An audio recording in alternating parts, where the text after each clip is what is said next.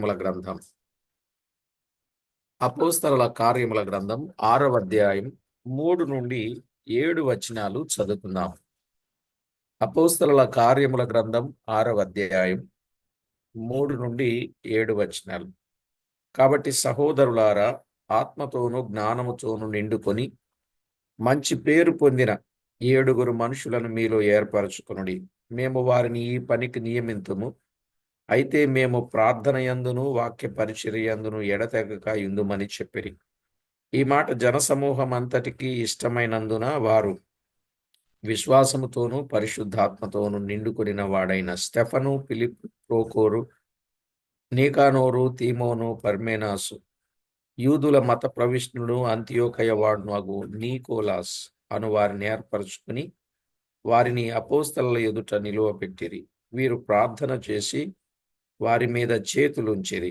దేవుని వాక్యము ప్రబలమై శిష్యుల సంఖ్య యెరూషలేములో బహుగా విస్తరించెను. మరియు యాజకులలో అనేకులు విశ్వాసమునకు లోబడిరి. చదవబడిన ఈ దైవ లేఖనం కొరకై మనము చిన్న ప్రార్థన చేసి వాక్యాన్ని ధ్యానం చేద్దాం. ప్రతి ఒక్కరూ ప్రార్థనలో ఏకీభవించండి. పరిశుద్ధుడా, అద్వితీయ సత్యదేవుడా, ఆరాధ్య దైవమా, మీ గణనామానికి వందనాలు, స్తోత్రాలు, స్తుతులు చెల్లిస్తున్నాం. మా ప్రాణప్రియుడా, చదవబడిన లేఖన భాగములను బట్టి మిమ్మల్ని ఎంతో స్తుతిస్తున్నాం. విన్న సంగతులు, వ్రాయబడిన సంగతులు మేము చదువుకొని విన్నాం. విన్న వాటి ద్వారా చక్కని విశ్వాసమును మాకు కలుగచేసి మీ కొరకు మేము నమ్మకముగా పని చేయగలుగునట్లు మమ్మును మీరు సిద్ధపరచమని ప్రార్థిస్తున్నాం. మా ప్రభువా, మీరు తోడై ఉండి చేస్తున్న ప్రతి విధమైన మేలుపకార మహోపకారములన్నింటిని బట్టి కృతజ్ఞతాస్తుతి స్తోత్రాలు వందనాలు మీ నామానికే చెల్లించుచూ ఉన్నాం. ప్రతి విషయంలో తగిన మీ సహాయం ఇచ్చి నడిపిస్తున్నందుకు స్తోత్రాలు అర్పిస్తూ మా ఎడల మీరు చేసుకుంటున్న జాలిని బట్టి స్తుతులు అర్పిస్తూ మా ప్రాణనాథుడు, ప్రియుడు, మా రక్షకుడు, మమ్మల్ని ఏమాత్రము విడువక ఎడబాయక కృప చూపి మా పక్షముగా మేలు చేసే మా ప్రభు అయిన యేసుక్రీస్తు అతి శ్రేష్టమైన అమూల్యమైన నామమున స్తోత్రము చెల్లించి స్తుతించి ప్రార్థించి వినయులమై వేడుచూ ఉన్నాం మా పరమ తండ్రి. ఆమేన్. ప్రభునందు ప్రియులారా, దేవుని జీవము గల వాక్యములో నుండి మనము కొన్ని విషయాలు జాగ్రత్తగా వింటూ ఉన్నప్పుడు ఈ 6వ అధ్యాయంలో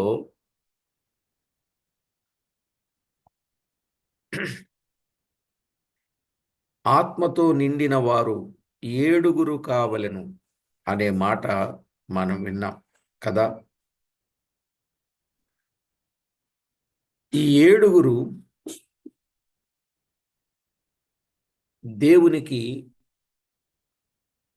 మహిమ తెచ్చేవారుగా, దేవుని పరిచర్యలో వారు వాడబడేవారుగా వారు ఉండాలి. అవును, పరిచర్య చేయడానికి ప్రభువుకి ఎవరు కావాలి? లోపాలు కలిగిన వారు కాదు, లోపములు లేని వారు కావాలి. సేవ చేయవారైనా అంతే, సేవించేవారైనా అంతే. సేవ చేసేవారైనా సేవించేవారైనా లోపము లేని వారుగా ఉండాలి. 4వ వచనములో ప్రార్థన యందును వాక్య పరిచర్య యందును ఎడతెగక యుందుమని అపోస్తలులు చెప్పిరి. ఈ 2 చాలా ప్రాముఖ్యమైన విషయాలు. ప్రార్థనలో ఎక్కువ సమయము గడపని ఏ వ్యక్తి అయినను విజయవంతమైన సువార్త పనివాడుగా ఉండలేడు. ఈ 2 సమముగా నుండవలెను.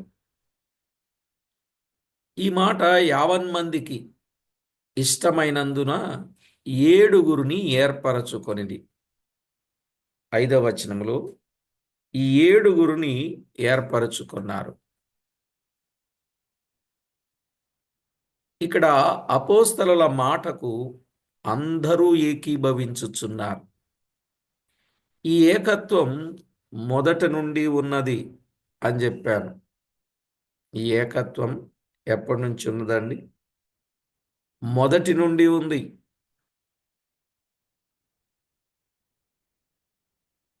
1:14 కానీ, 2:44, 46 కానీ, 4:32 కానీ. ఈ ఐక్యత ఆత్మీయ అభివృద్ధికి కారణంగా ఉంది. అలాంటి ఏడుగురిని వెంటనే చూడగలిగిరి, వెంటనే ఏర్పరచగలిగిరి. అపోస్తలుల ఎదుట నిలువబెట్టిరి. ఆ దినాలలో వెంటనే చూడగలిగిరి, వెంటనే ఏర్పరచగలిగిరి. ఈ దినాలలో అలాంటి ఏడుగురు దొరుకుతారా అండి?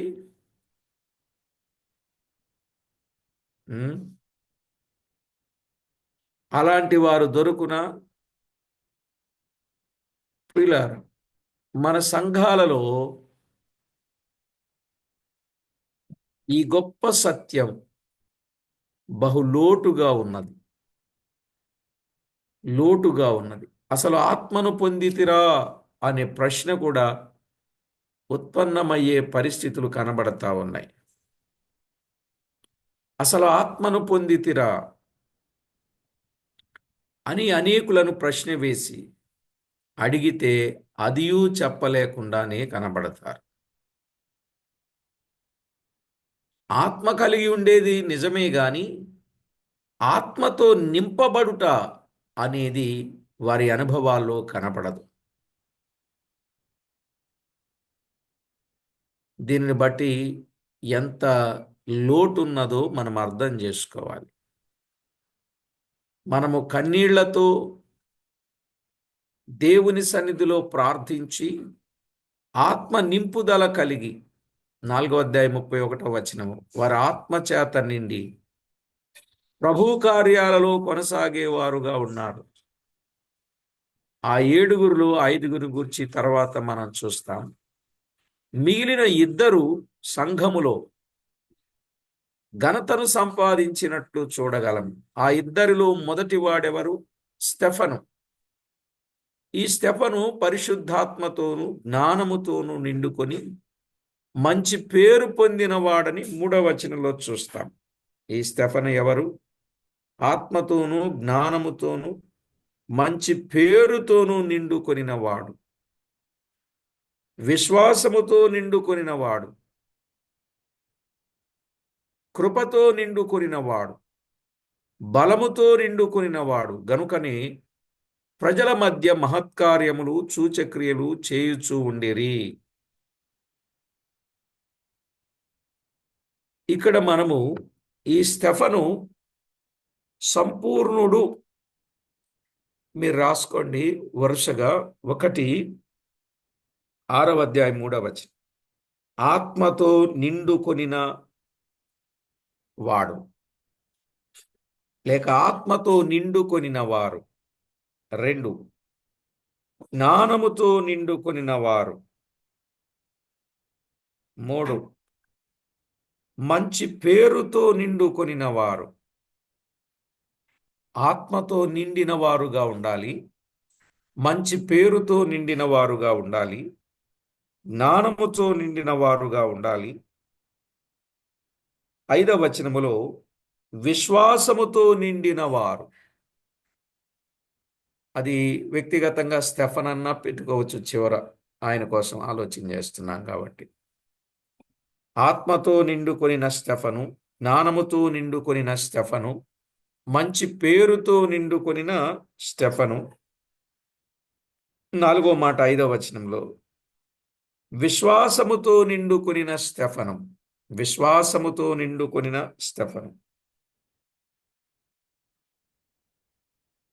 8వ వచనం, స్టెఫను కృపతోనూ బలముతోనూ నిండిన వాడై.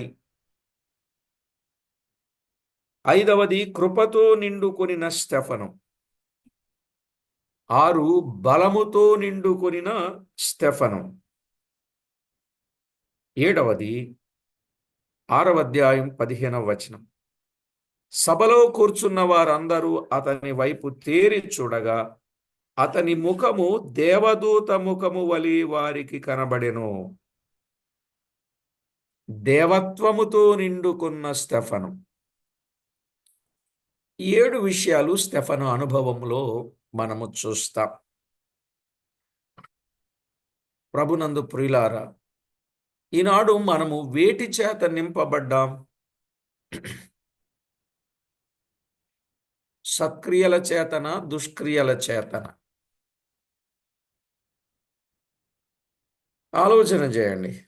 అసూయ చేత నిండిన వారు కొందరు, మత్సరముతో నిండుకొనిన వారు కొందరు, కపటముతో నిండుకొనిన వారు కొందరు, ఇలాగున చెడ్డవాటితో నిండిన వారు కొందరు ఉంటారు. కానీ స్టెఫన్ అయితే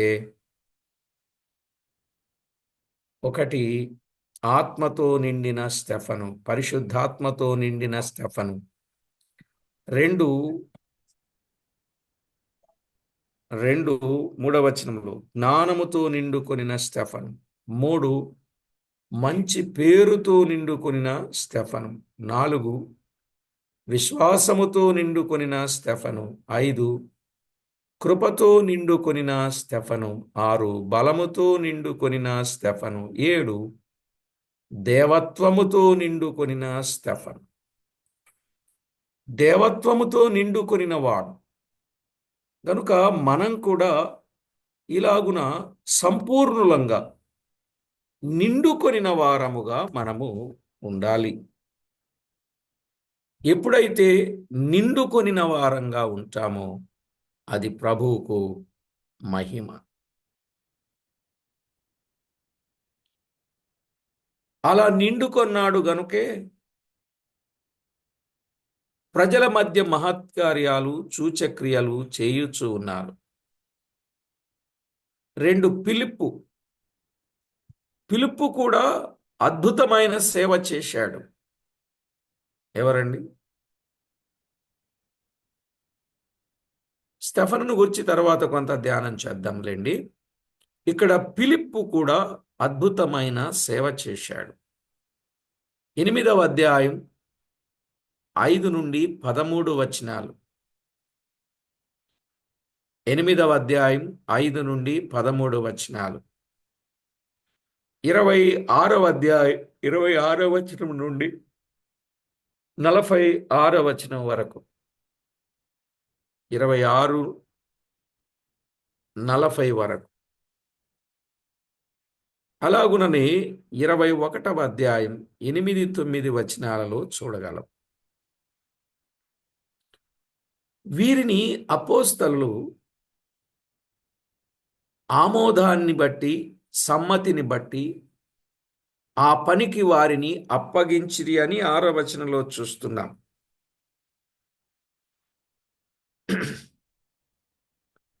ప్రియులారా, ఈ 7 ఆమోదించబడడానికి పెద్దలుగా ఉన్నవారు, ముందుగా ఉన్నవారు ఆమోదించారు, నియమించారు. ఆమోదించారు, నియమించారు.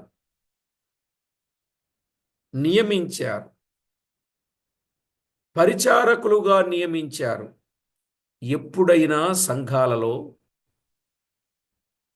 బాధ్యత గలవారు, ముఖ్యులైన వారు, పెద్దలైన వారు, అనుభవము గలవారు నియమించినప్పుడు మాత్రమే ఆ నియామకం చెల్లుతుంది.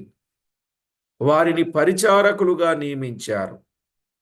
ఎక్కడ పరిచర్య చేయడానికి?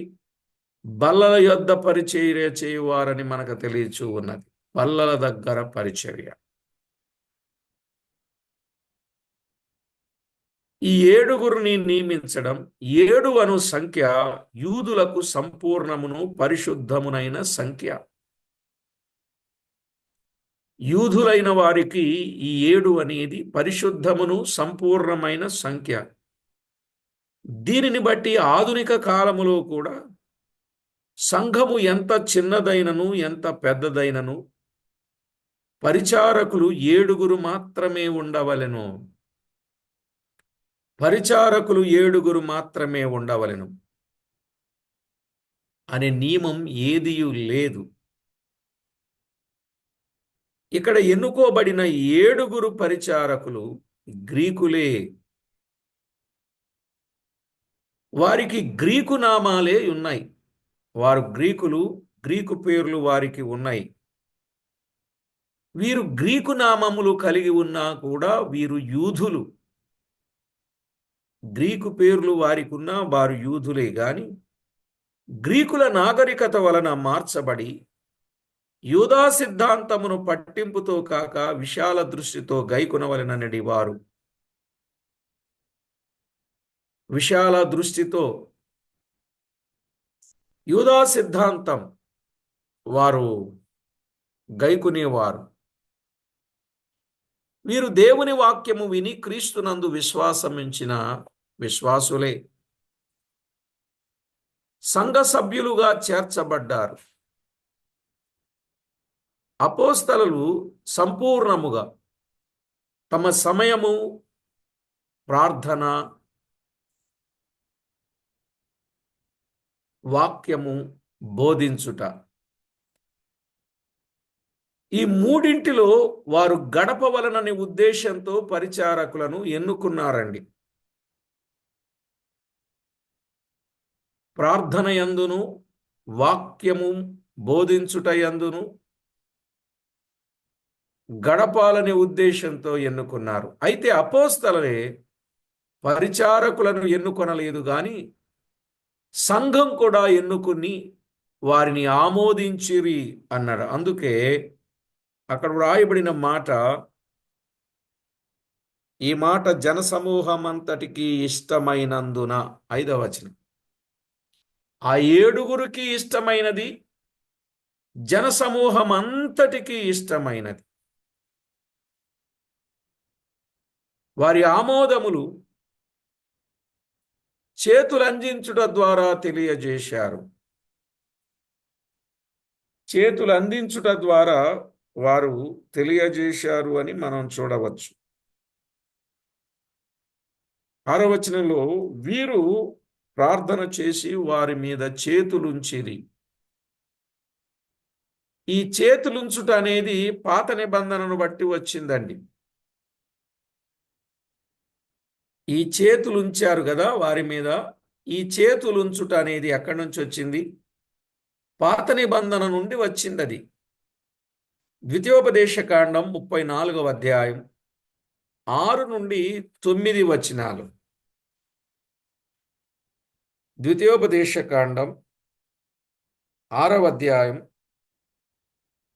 9 నుండి 12 వచనాలు.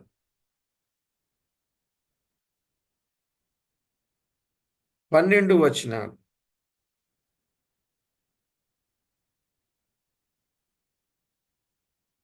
ఇది ఎక్కడి నుంచి వచ్చింది?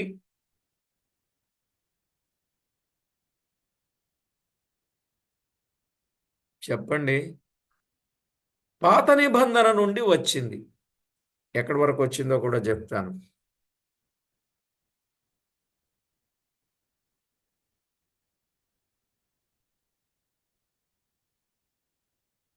కొర్నేలి ఇంటి వారు వాక్యమును వినుచుండగానే విశ్వసించారు కదా. ఆత్మను పొందిన తరువాత బాప్తిస్మము పొందిరి అని అదే 10వ అధ్యాయం 43 నుండి 48లో మనం చూడొచ్చు. అయితే సమరయులు బాప్తిస్మము పొందిన తరువాత చేతులుంచుట ద్వారా పరిశుద్ధాత్మను పొందితిరి అని చూస్తాం. సమరయులు ఎప్పుడండి? బాప్తిస్మము పొందిన తరువాత చేతులుంచుట ద్వారా పరిశుద్ధాత్మను పొందితిరి. 8వ అధ్యాయం 14 నుండి 17 వచనాలు మీరు తర్వాత క్లియర్గా చదువుకోండి. 8వ అధ్యాయం 14 నుండి 17 వచనాలు. యోహాను శిష్యులు కూడా పౌలు క్రీస్తును గూర్చి తేటగా వివరించగా, యోహాను శిష్యులండి, పౌలు క్రీస్తును గూర్చి తేటగా వివరించగా బాప్తిస్మము పొందిన తరువాత పౌలు చేతులుంచుట ద్వారా పరిశుద్ధాత్మను పొందితిరి. చేతులుంచుట ద్వారా పరిశుద్ధాత్మను పొందితిరి. 19వ అధ్యాయం 1 నుండి 7 వచనాలు. 19వ అధ్యాయం 1 నుండి 7 వచనాలు.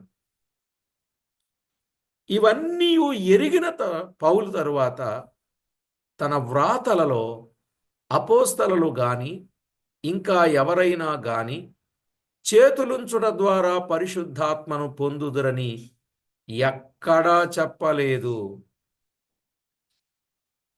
వారు ఎక్కడైనా చెప్పారా? పోనీ ఏమైనా వ్రాతలున్నాయా? నా ప్రియులారా, ఆలోచన చేయండి. యేసుక్రీస్తునందు విశ్వాసం ఉంచుట ద్వారానే పరిశుద్ధాత్మను పొందుదురని వ్రాశారు. చేతులుంచుట ద్వారాని ఎక్కడా వ్రాయబడలేదు. ఇక 8వ అధ్యాయం 14 నుండి 17 వచనాలలో మనం చూడవచ్చు. 19వ అధ్యాయం 1 నుంచి 7 వచనాల్లో మాత్రమే మనం చూడొచ్చు. ఇక ఆ తర్వాత నుండి వారు పరిశుద్ధాత్మను పొందినట్లుగా, చేతులుంచగా పొందినట్లుగా చూడం. కనుక యేసునందు విశ్వాసం ఉంచుట ద్వారానే పరిశుద్ధాత్మను పొందితిరి. గలతీ పత్రిక 3వ అధ్యాయం 2వ వచనం. గలతీ పత్రిక 3వ అధ్యాయం 2వ వచనం, అలాగే 13వ వచనం 26వ వచనం, 13వ వచనం 26వ వచనం, 4వ అధ్యాయం 6వ వచనం, 4వ అధ్యాయం 6వ వచనం, ఎఫెసీ పత్రిక 1వ అధ్యాయం 13వ వచనం. ఎఫెసీ పత్రిక 1వ అధ్యాయం 13వ వచనం. రక్షించబడుటలోనే పరిశుద్ధాత్మ కార్యము ఇమిడి ఉంటుందని వ్రాశారు. తర్వాత రక్షింపబడుటలో పరిశుద్ధాత్మ కార్యము ఇమిడి ఉంటుంది అని వ్రాశారు. ఆ మాటలు కూడా మీరు రెఫరెన్స్ రాసుకోండి.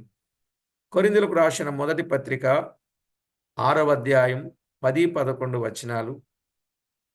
కొరింథీయులకు రాసిన మొదటి పత్రిక 6వ అధ్యాయం 10-11 వచనాలు. తెస్సలోనికలకు రాసిన 2వ పత్రిక 2:13-14 వచనాలు. తెస్సలోనికలకు రాసిన 2వ పత్రిక 2వ అధ్యాయం 13-14 వచనాలు. అలాగే తీతు పత్రిక 3వ అధ్యాయం 4 నుండి 6 వచనాలు. తీతు పత్రిక 3వ అధ్యాయం 4 నుండి 6 వచనాలు. పేతురు రాసిన మొదటి పత్రిక 1:1. ఇలాగున మనము చూడవచ్చు. కాబట్టి పాత నిబంధన పద్ధతి చేతులుంచుట. ఇప్పుడు ఎవరి మీద చేతులు పెట్టకూడదండి. అర్థమైందండి? ఎవరి మీద చేతులు పెట్టి ప్రార్థన చేయకూడదు. తెలుసా అండి మీకు? మీరు కూడా అయ్యగారు చెయ్యేసి నా తల మీద చెయ్యేసి ప్రార్థన చేయండి అని అడగకూడదు. చేతులు పెట్టి చేయించుకోకూడదు. దూరంగా నిలబడే చేయించుకోవాలి ప్రార్థన. అలా ప్రార్థన తల మీద అయ్యగారు చేయిబెట్టి చేస్తేనే ప్రార్థన చేయించుకున్నట్టు ఉంటుంది కొంతమందికి, లేకపోతే చేయించుకున్నట్టు ఉండదు. నిజమా కాదు? మరి ఇదేమి అలవాటో తెలియదు కానీ వీళ్ళు కూడా గట్టిగా పట్టుకుంటారు. ఇక పట్టుకొని బుర్ర ఊపేస్తా ఉంటారు. ఇలాగ చూసారా మీరు ఇట్లాంటి వాళ్ళని? ఎందుకు చూడరు? టీవీల్లో చాలా మందిని చూసుంటారు కదా. ఇంకా అలా పట్టుకొని గట్టిగా ఎక్కడో ఈ నరాల పట్టు ఏదో ఉంటుంది, దాన్ని పట్టుకుంటారు, గట్టిగా నొక్కుతారు, పడేసేస్తారు. పడిపోతే భక్తి ఉన్నట్టు, పడకపోతే భక్తి లేనట్టు ఇలాగ తయారు చేశారు జనాన్ని. కాబట్టి దయచేసి ఈ పాత నిబంధన పద్ధతిని నెమ్మదిగా ఏం చేశారు? గ్రాడ్యువల్గా బ్యాన్ చేస్తూ వచ్చారు. వ్రాతలు పూర్తయిన తర్వాత కొన్నింటిని మీకు చెప్పాను కదా, కొన్ని ఆగిపోయాయని. కాబట్టి దయచేసి కొన్ని విషయాలు జాగ్రత్తగా మీరు ఆలోచన చేయండి. ఇక 7వ వచనానికి వద్దాం రండి. 6వ అధ్యాయం 7వ వచనం. మనం 6:6లో చదువుకున్నాం కదా, వారిని అపోస్తలుల ఎదుట నిలువబెట్టి వీరు ప్రార్థన చేసి వారి మీద చేతులుంచిరి. చేతులుంచి నాకు విచిత్రం అనిపిస్తుంది. చేతులు మీద పెట్టి కొందరు, చేతులు చాచి మరి కొందరు చేస్తూ ఉంటారు. ఇక్కడ ఇదంతా పాత నిబంధన పద్ధతి అని చెప్పుకున్నాం. ఇక 7వ వచనం. దేవుని వాక్యము ప్రబలమై శిష్యుల సంఖ్య యెరూషలేములో బహుగా విస్తరించెను అన్నాడు. శిష్యుల సంఖ్య బహుగా విస్తరించుట, దేవుని వాక్యము ప్రబలమై శిష్యుల సంఖ్య బహుగా విస్తరించెనని 4వ అధ్యాయం 4వ వచనంలో కూడా మనము చదువుకున్నాం. అక్కడ పురుషుల సంఖ్య ఎంత? 5,000. మరి స్త్రీలు కూడా కలిపితే ఇంకా డబలే ఉండొచ్చు కదా.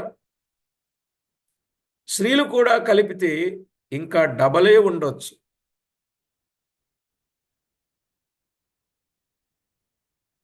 ఇంకా బహుగా విస్తరించేను అంటే ఇంకా వేల వేల మంది పెరుగుతూ ఉన్నారు.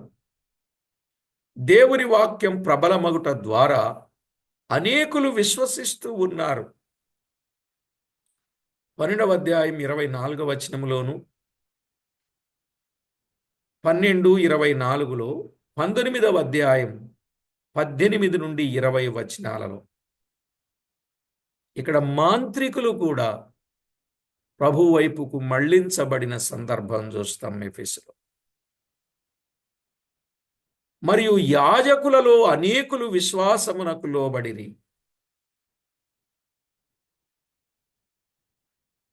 యాజకులలో అంతకుముందున్న యాజకులు అంటే పూజారులు, అర్చకులు, సేవించేవారు,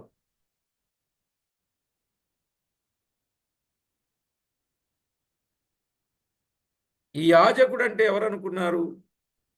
క్రీస్తును అనుసరించాలంటే మునుపు ఆయనను గూర్చిన ఆలోచనలు విసర్జించి ఆయనను ఇంకా ఎదిరిస్తున్న యాజకుల అభిప్రాయాలు వారు విడిచిపెట్టాలి. ఇది వరకున్న అభిప్రాయాలను విడిచిపెట్టి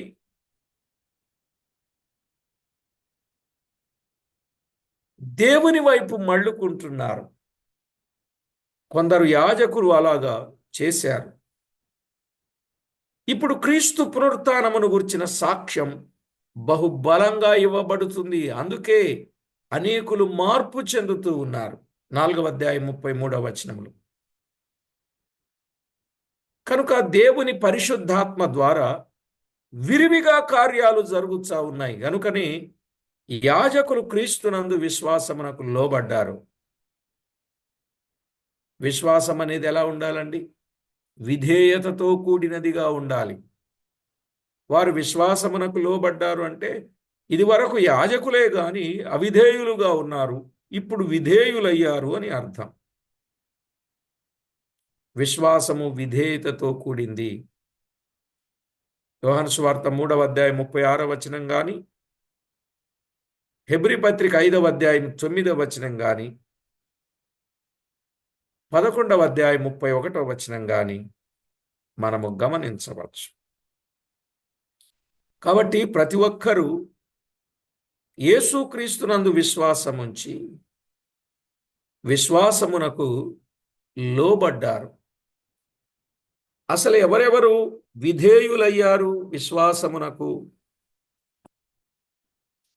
అని మనం ఆలోచన చేస్తే బైబిల్ గ్రంథంలో అనేకులు విశ్వాసమునకు విధేయులయ్యారు.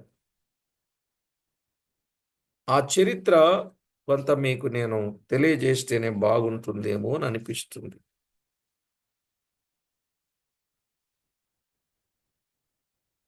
విశ్వాసమునకు ఎవరెవరు విధేయులయ్యారంటే,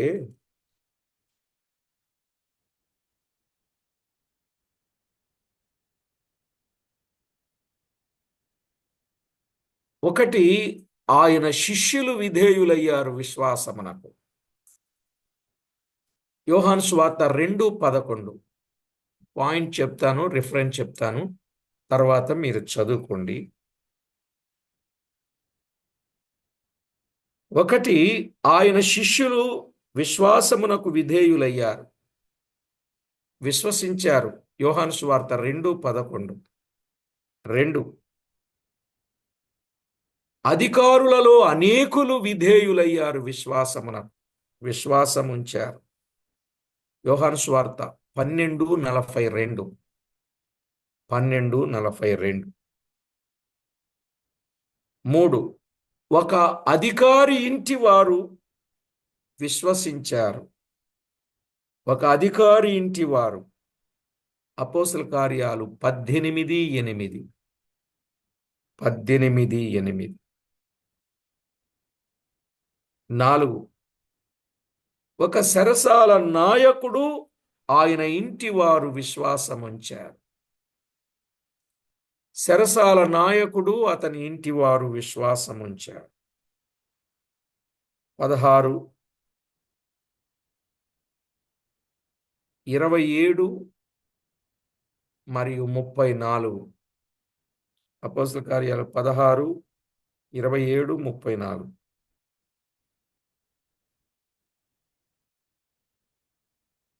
5వది, దైవభక్తి గల వ్యాపారస్తులు విశ్వాసముంచారు. దైవభక్తి గల వ్యాపారస్తులు విశ్వాసముంచారు. 16, 14, 15 వచనాలు. 16, 14, 15 వచనాలు.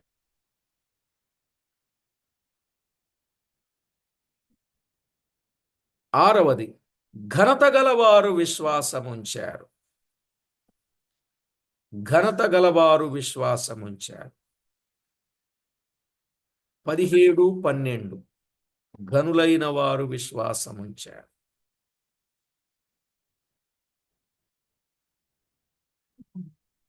7, యాజకులు విశ్వాసముంచారు. 6, 7 అలా రాసుకోండి. యాజకులు విశ్వాసముంచారు. 8, మాంత్రికులు విశ్వాసముంచారు. 19, 18. మాంత్రికులు విశ్వాసముంచారు. నేను చెప్పే రిఫరెన్స్లన్నీ కరెక్ట్గా ఉన్నాయో లేదో మీరు తర్వాత రేపు చదువుకొని నాకు చెప్పాలి ఈ రిఫరెన్సెస్. నేను ఇవన్నీ ఎప్పుడో ఎప్పుడో చెప్పేవాడిని. ఈ సంగతులు కొన్ని సంవత్సరాలకు పూర్వం చెప్పేవాడిని. అలాగే యూదులైన వారు విశ్వాసముంచారు. 9వది, యూదులైన వారు. ఘనత గలవారు విశ్వసించారు అన్నారు. 17వ అధ్యాయం 12వ వచనం. 17, 12. యాజకులు 6, 7. మాంత్రికులు 19, 18. యూదులు యోహాను సువార్త 12, 10. సమరయులు విశ్వాసముంచారు. యోహాను సువార్త 4:39. ఇక యజమానులు దాసులు విశ్వాసముంచారు. యజమానులు దాసులు. తిమోతికి వ్రాసిన మొదటి పత్రిక 6వ అధ్యాయం 2వ వచనం. యజమానులు దాసులు కూడా క్రీస్తు యేసునందు విశ్వాసముంచారు. 12, అన్యజనులు విశ్వాసముంచారు. అన్యజనులు. అపోస్తల కార్యాలు 14:27. 14:27. 13. పరిసయ్యుల తెగవారు కూడా విశ్వాసముంచారు. పరిసయ్యుల తెగవారు. అపోస్తలుల కార్యాలు 15:5. 15:5.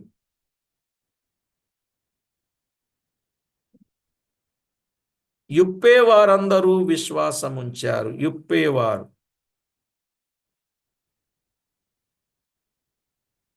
యుప్పేవారందరూ విశ్వాసముంచారు. అపోస్తలుల 9:42.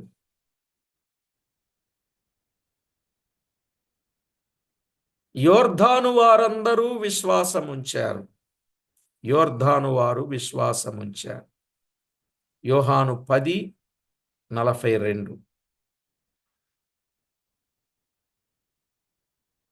10:42.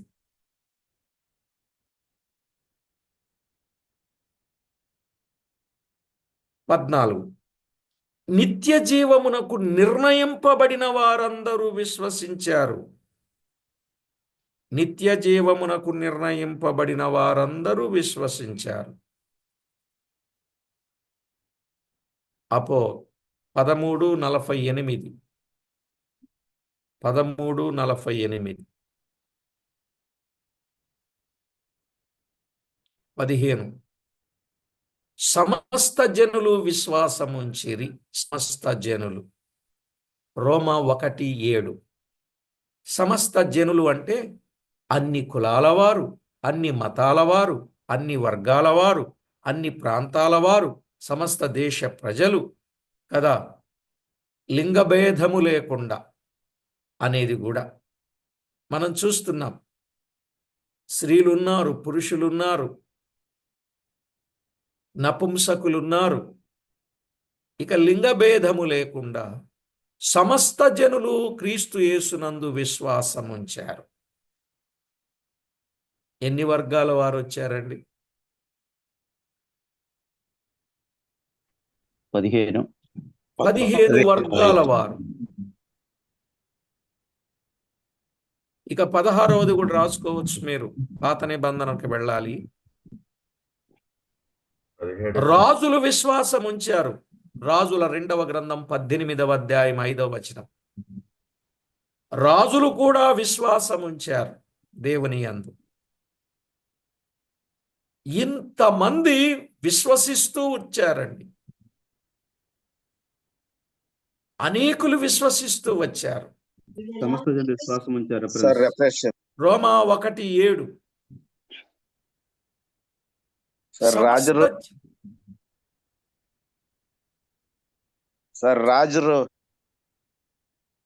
సమస్త జనులు విశ్వాసముంచారు. రాజులు విశ్వాసముంచారు. రాజుల 2వ గ్రంథం 18:5. కాబట్టి ప్రభునందు ప్రియులారా, ఇంతమంది క్రీస్తు యేసును విశ్వాసముంచారు.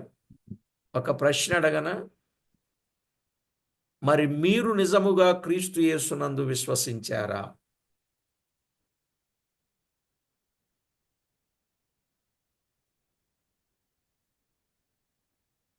ఆ రోజుల్లో శిష్యుల సంఖ్య బహుగా విస్తరించింది. నా స్క్రీన్ చూడండి. నా స్క్రీన్ నిండా జనమే. అవునండి, అంతా ప్రజలే, అంతా ప్రజలే. అనేకులు విశ్వసించారు. ఇందులో బహుశా కనిపించే వాళ్ళందరూ పురుషులే. సిస్టర్స్ ఎక్కడ కనపడటం లేదు. కనుచూపు మేరలో ప్రజలు ఉన్నారు. వీరందరూ కూడా యూదులైన వారే, గ్రీకు నామము కలిగిన వారే కొందరు. సరే, ఏది ఏమైనా ఇంతమంది విశ్వాసం ఉంచారు.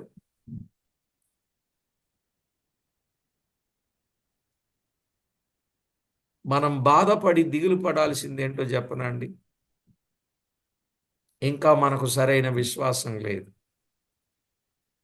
మన ఇంట్లో ఉన్న వాళ్ళు సరైన విశ్వాసులు కాలేకపోతున్నారు. అవునా కాదా? కాబట్టి ప్రభునందు ప్రియులారా, ఎంతో బాధ, దిగులు, చింత, అనేకులు విశ్వాసులు అవుతున్నారు విశ్వాసం ఉంచి. ఈ వర్తమానం వింటున్న మీరు కూడా గొప్ప విశ్వాసులుగా మారాలి, విశ్వాసము ద్వారా గొప్ప విజయాలు పొందాలి. అది నా కోరిక. వాక్యాన్ని వింటే విశ్వాసం కలుగుద్ది. క్రీస్తును గుర్చిన మాట వలన కలిగిన విశ్వాసాన్ని ప్రతివారు విజయాన్ని పొందాలి. అలాగున మీరు సిద్ధపడాలని మనవి చేస్తున్నాను.